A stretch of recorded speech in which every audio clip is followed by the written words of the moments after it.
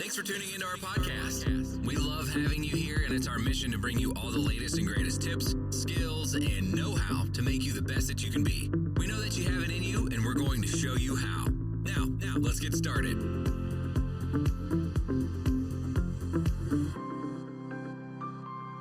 This episode is powered by Poddex. Thank you for tuning in today. You are now listening to That Will Never Work podcast with your host, Maurice Chisholm. Hey everybody, thank y'all very much for tuning in today. I have a wonderful guest for you today. He has been involved in digital marketing since 2007, and he's going to share with us his knowledge about SEO, social media marketing, and Google Ads. He has founded and run and operates SEO Optimizers. They're a digital marketing company that focuses on helping small and medium-sized businesses to get more traffic and turn their converts into clients, leads, and sales. I know a lot of us are trying to understand how to get more traffic, and this gentleman here will enlighten us today. And one of the things I would like for you to do as a follow-up, I'm going to tell you right now, to follow up with one of his online webinars. I'm going to tell you it was very informative, and he breaks down how to understand what Google is doing in their bots and spiders and things like that. So I really encourage you to look into that, but we'll talk about that a little later. Of course, you know the links will be down in the description. And once again, I present to you today none other than Brandon Leibowitz. Brandon, thank you very much for tuning in today, man. Thank you for having me on today. Sure, no problem, man. You know, with me being a website designer, and in your webinar, you talk about, on one of your podcast interviews, you talk about how, you could do websites, but you really focused in on the SEO side, which I think sometimes we as web designers lose track of, if you will. So how important do you think that is for individuals to concentrate on both sides of that coin? Building a website is important to have it look nice and look good, make sure it's optimized for conversions and all that stuff. But you can make the best looking website, you can spend millions of dollars on it, but if nobody knows about you, if you're not marketing it, then it's kind of just sitting there stagnant. So it's all about just driving awareness, and it doesn't matter if it's with SEO, search engine optimization, which is a way to get free traffic, or if you're running paid ads, or you're doing social media or email marketing. But whatever you're doing, you need to send traffic to that website. If not, then it's just going to sit around, and it's going to be tough for people to find it unless you're like spread by word of mouth or some other ways. But in general, you got to give a little bit of a push, and that's where the digital marketing comes into play. Okay, so what would you say are the trends for digital marketing, if you will? Well, and just trying to be in front of your audience at the right time, at the right moment. So just trying to figure out who they are, what platforms they're on, and how you can be in front of them. So instead of trying to be on every platform, just being in front of them at the right time, at the right moment. But some trends would be like social media has taken off over the years. Mobile is probably going to keep growing and growing because everything is really shifted towards mobile. People don't want to watch or read an article or blog post or text. They'd rather have someone talk to them or speak to them. So video is definitely taken off, but everything is really shifting to mobile too, where everyone, or not, but the majority of the people now have a cell phone that's connected to the internet and just lets them access the internet anytime. So, as you're talking about being mobile, if you will, do you think people should invest into mobile apps versus a website? In that, as we're talking about this SEO piece?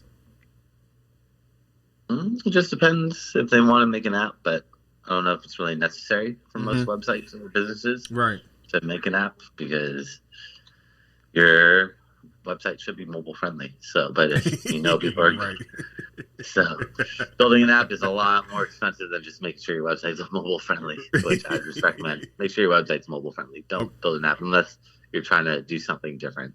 Got you. Thinking outside the box, but most of the time that's not necessary. Okay. So let's backtrack for a second. So what is search engine optimization, or SEO?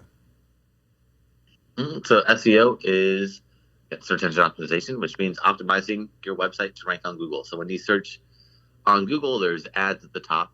Those are all paid ads. But right below those paid ads is the organic, the free listings. And SEO is all about getting you in those free listings. And that is really the main goal. It's not just ranking you on Google.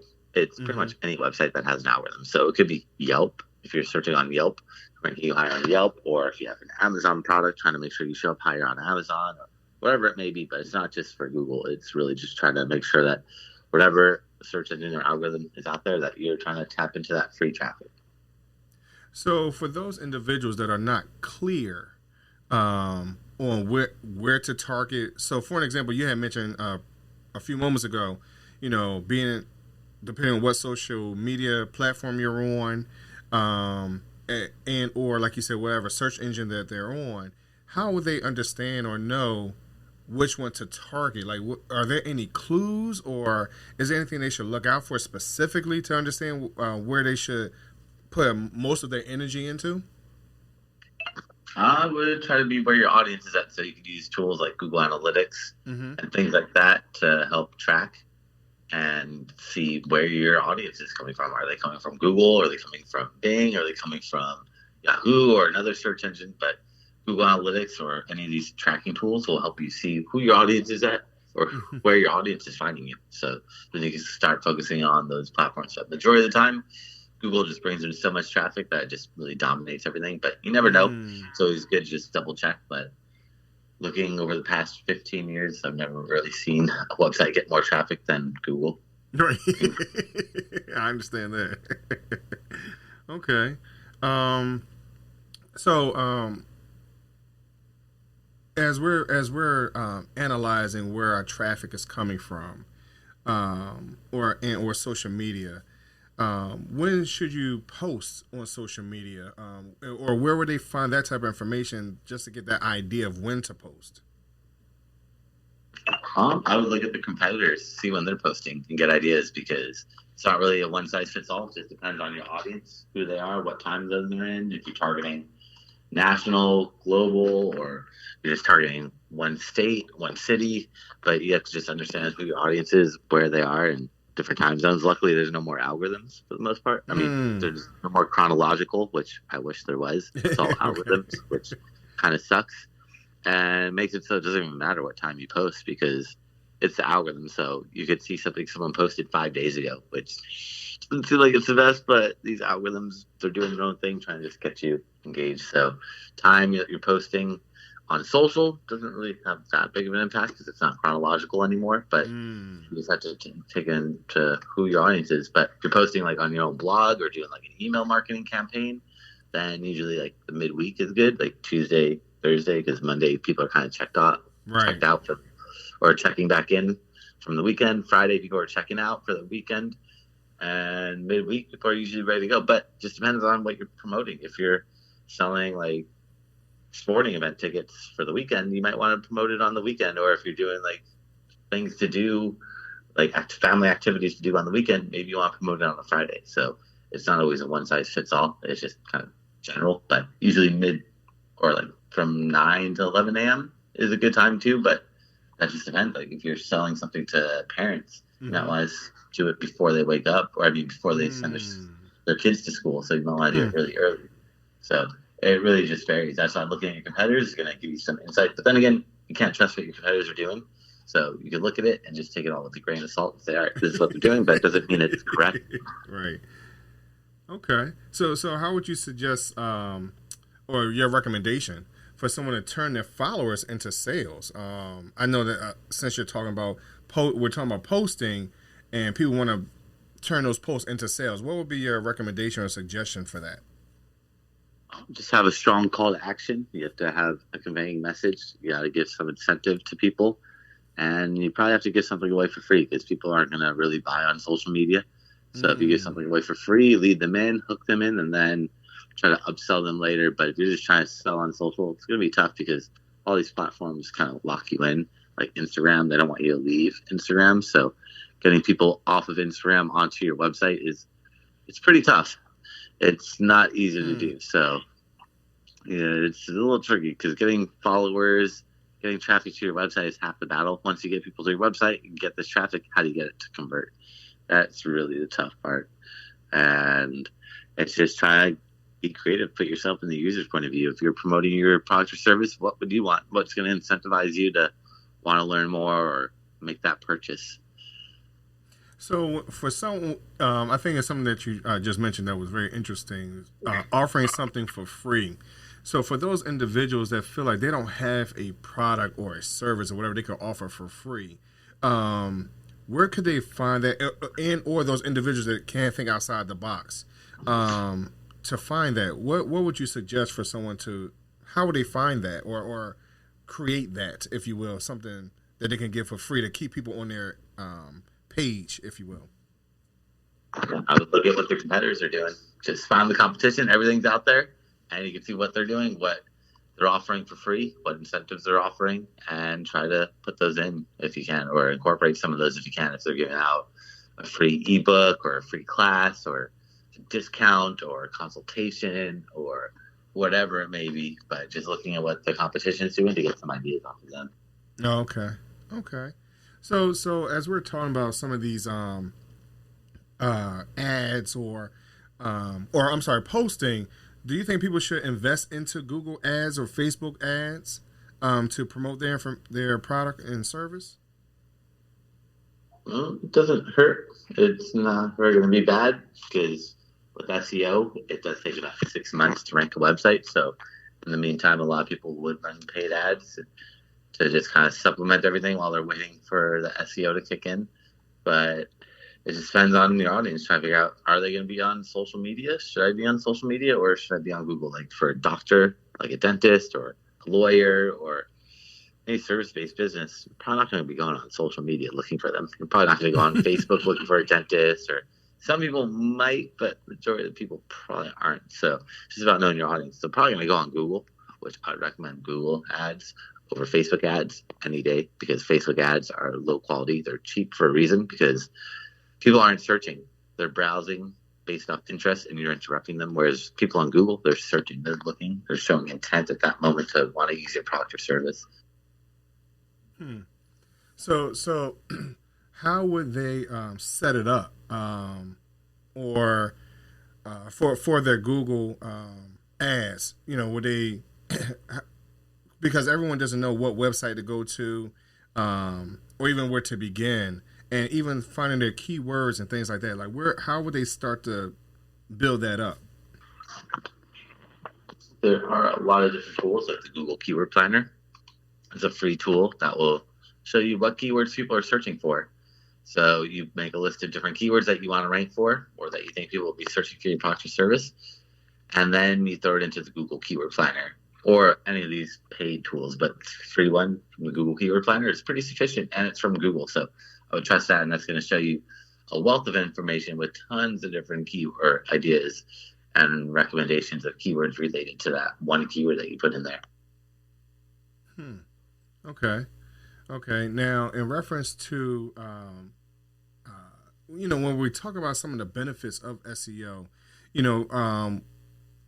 and just trying to optimize their website, and as we're talking about ads, are there any other ways that you think someone could build up their platforms, their their ads into sales, or their followers into sales? Are there any other ideas you could think of that could be that might be easier for them to start off with prior to them getting to search engine optimization, or you think that's the way they should go right now?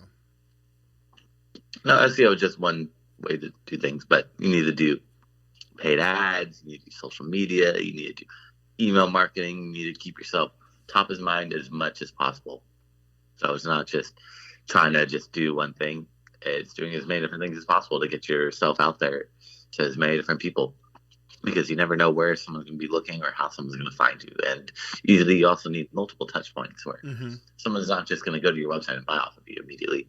They're probably not going to trust you. So you got to build that trust up, and build that trust up does take time. It's not easy to build that trust up. So the more touch points, the more people see you, the more they're going to start trusting you. And then they would hopefully want to use your product or service, but you got to build the trust up from people, which is not easy to do. So how would you suggest for someone to, or what type of information would they have to give to build up trust? And I've had a whole series on talking about trust and being honest, as we're building up our brand. What other ways can people build up trust as they're building their brand? I would say just getting reviews if they can. The more reviews they have, the more people will start trusting them a little bit more. But just trying to get their name out there as much as possible, and just letting people know that they really know what they're doing, that they've been in business or show them rankings. Like if you're doing SEO, show them like, hey, this is what keywords I've ranked for.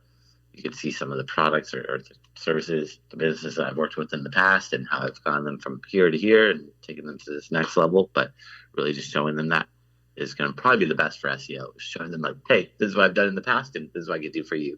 But definitely getting those reviews and testimonials, so they could be like video reviews. That's great too. But whatever needs to be done just to get other people to start trusting you, or let them know that you've worked with other people in the past and they can trust you. Wow. Well, Brandon, I really appreciate you, coming on today, man, sharing some, sharing your information. But if you will, how can people find you and follow up? I know I mentioned the webinar earlier, so where can they log on and register for your webinars and your social media? Share with us your links and stuff. Yeah, for everyone that's listening or that's tuning in, I created a special gift for them. If they go to my website, SEOoptimizers.com. That's SEOoptimizers.com/gift. They can find that gift there, nice, along with my contact information and anything else that they may need. Cool. I appreciate it, Brandon. I appreciate you coming on today. I appreciate you sharing your information today. But before I let every guest go, I asked them one last question, right? My would you rather question. So my question to you would be, would you rather choose 3 doors or choose a fork in the road? What will be your options? I like the fork in the road. Okay. Give me that new path, new direction. Just kind of seeing where you go from there. Cool. I appreciate that. I think that's most of my listeners, most of my guests have chosen the fork in the road. Some people said they wanted to peek down the road, if you will. They thought that that 3-door option might have given them too many options and they will regret it, if you will. So someone said, hey, you know what? Just give me the 2. I'm either right or wrong. Simple as that. But I appreciate that outlook that you offered today, man. Yeah, no, thanks for having me on today. Sure, no problem. Everybody, again, thank y'all for tuning in today, and be sure to go to get the free gift. Of course, the information will be in the description. Thank you very much for listening today.